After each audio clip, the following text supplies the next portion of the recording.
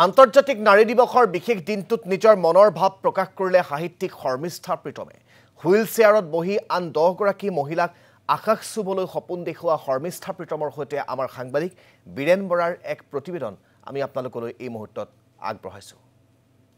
নিশ্চয়ভাৱে আজি আন্তৰ্জাতিক নাৰী দিৱস আৰু এই দিৱসটো দেখিবলৈ পোৱা যায় যে এক বছৰৰ পৰা এই দিনটোতে এক বিশেষ দিন হিচাপে গণ্য কৰা হয়। বিশেষকৈ আজিৰ দিনটোতে এক নতুন থিমো লোৱা হৈছে আৰু সেই থিমৰ জৰিয়তে যি কোৱা হয় আমি সমতা অৰ্থাৎ আমি আগতকৈ অধিক গতিৰে কাম কৰাৰ কাৰণে এবাৰ সেই থিম লোৱা হৈছে। আমি পোনে পোনে আহিছোঁ এনে এগৰাকী নাৰীৰ কাষলৈ যি নাৰীৰ আমি কোৱা হয় যে আইকন হিচাপে ধৰা হয় আৰু জিলাৰ লগতে নহয় ৰাষ্ট্ৰীয় পৰ্যায়তো সাহিত্যৰ ক্ষেত্ৰত যথেষ্ট বৰঙণি আগবঢ়োৱা আমি সেইগৰাকী এই মহিলাৰ কাষলৈ পোনে পোনে গৈছোঁ যে প্ৰথমে আজি এই বিশেষ দিনটো আপোনাকো স্বাগতম জনাইছোঁ, শুভেচ্ছা জ্ঞাপন কৰিছোঁ। ধন্যবাদ।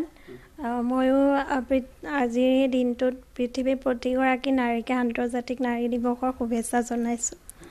এইবাৰ যিটো আন্তৰ্জাতিক নাৰী দিৱসৰ থিম লোৱা হৈছে সেই সম্পৰ্কত যদি কয়। আচলতে নাভাবোঁ যে নাৰী পুৰুষ কোনো কাৰো অধীনো নহয় বা কোনো কাৰো ঊৰ্ধতো নহয়। নাৰী পুৰুষ সদায় পৰিপূৰক, গতিকে আমি সমান্তৰালভাৱে আগবাঢ়ি যাব লাগিব আৰু প্ৰতিগৰাকী নাৰীয়ে আচলতে নিজৰ মানুহ সত্তাৰ প্ৰতি সৎ সচেতন আৰু শ্ৰদ্ধাশীল হৈ উঠিব লাগিব। নাৰীসকল আত্মমৰ্যাদাৰ উজ্জীৱিত হৈ উঠিব লাগিব।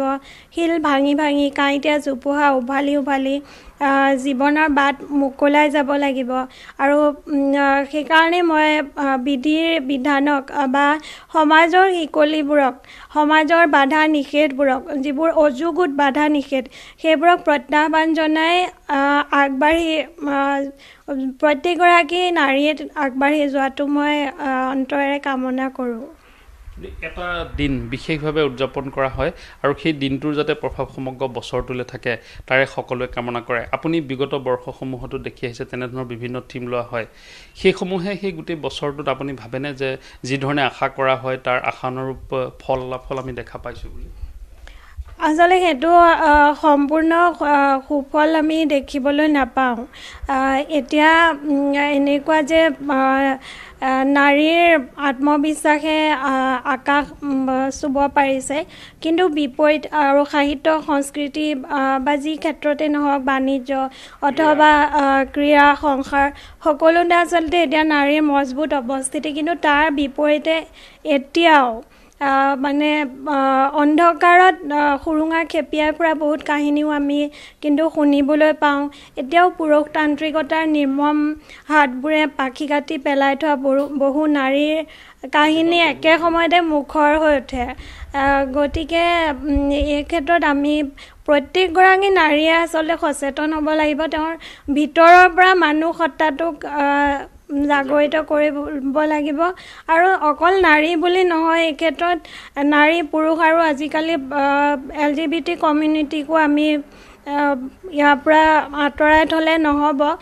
মুঠতে প্ৰত্যেকজন মানুহেই, যিহেতু সমাজখন মানুহৰে সমষ্টি, গতিকে প্ৰত্যেকজন মানুহে এই ক্ষেত্ৰত সচেতন হৈ আগবাঢ়ি যাব লাগিব। তেতিয়াহে আমাৰ এই দিৱসৰ মানে তাৎপৰ্যটো থাকিব, আমি ৰক্ষা কৰিব পাৰিম। এয়া সাহিত্যিক শৰ্মিষ্ঠা প্ৰীতমৰ সৈতে আমাৰ মধ্য অসমৰ ব্যুৰ' চিফ বীৰেন বৰাৰ সেই সাক্ষাৎকাৰ আজি আন্তৰ্জাতিক নাৰী দিৱসৰ দিনটোত আমি আপোনালোকলৈ আগবঢ়ালোঁ।